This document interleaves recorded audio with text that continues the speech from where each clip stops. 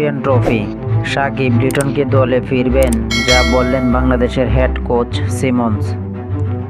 Champion ট্রফির জন্য 15 সদস্যের আইসিসির কাছে জমা দিয়েছেন বাংলাদেশ ক্রিকেট বোর্ড বিসিবি। তবে সে দলে পরিবর্তন সুযোগ রয়েছে।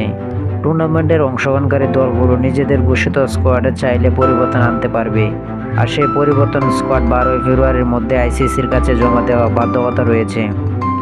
বাংলাদেশের ঘোষিত 15 সদস্যের দলে কোনো পরিবর্তন আসবে কিনা তা নিয়ে এখন দেশের ক্রিকেট অনুরাগীদের মধ্যে জল্পনা কল্পনা রয়েছে।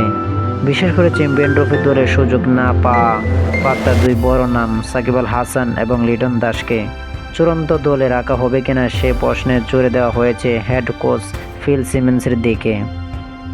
দল থেকে বাদ পড়ার পর বিপিএলে দুর্দান্ত এক সেঞ্চুরি করেছেন লিটন। এছাড়া ঢাকা ক্যাপিটালসের হয়ে ইনিংসে শুরু করতে নেমে খেলেছেন আরও কিছু গুরুত্বপূর্ণ ইনিংস।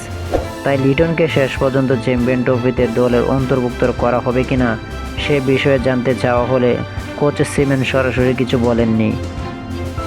আজ সোমবার মিরপুর অনুশীলনের ফাঁকে গণমাধ্যমের মুখোমুখি হয়ে কোচ বলেছেন, মজার ব্যাপার হলো আমরা লিটনের সঙ্গে কথা হয়েছে।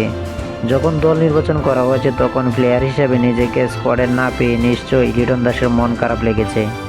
আমি জানি সে নিজের প্রস্তুতি নিয়ে এবং ব্যাটিং নিয়ে কাজ করছে। বিপিএলে দেখেছি লিটনের ফর্ম কিছুটা ফিরে এসেছে। তার মতো প্লেয়ার আমার অবশ্যই মিস করব, কিন্তু একই সাথে সে নিজেও স্বীকার করে নিয়েছে যে সে ব্যাট হাতে রান পাচ্ছে না, দেখে তাকে স্কোয়াডে রাখা হয়নি। কিন্তু আমি একটা কথা বলতে চাই, লিটন ফিরে আসার জন্য অনেক পরিশ্রম করছে, যোগ করেছে সিমন্স। এদিকে অবৈধ বোলিং অ্যাকশনের কারণে নিষেধাজ্ঞা থাকায় বাংলাদেশের সাকিব আল হাসানের প্রসঙ্গে প্রশ্ন করা হলে সিমন্স বলেন এ ব্যাপারে তিনি বলতে পারবেন না।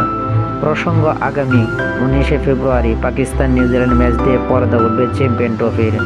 পরদিন দুবাইয়ে ভারতের বিপক্ষে মাঠে নামবে বাংলাদেশ। তো স্পোর্ট গ্যালারি চ্যানেলটি যারা সাবস্ক্রাইব করেন এই চ্যানেলটি সাবস্ক্রাইব করে আমার পাশে থাকবেন। ভিডিওটি ভালো লাগলে লাইক অ্যান্ড শেয়ার কমেন্ট করবেন। ধন্যবাদ সকলকে।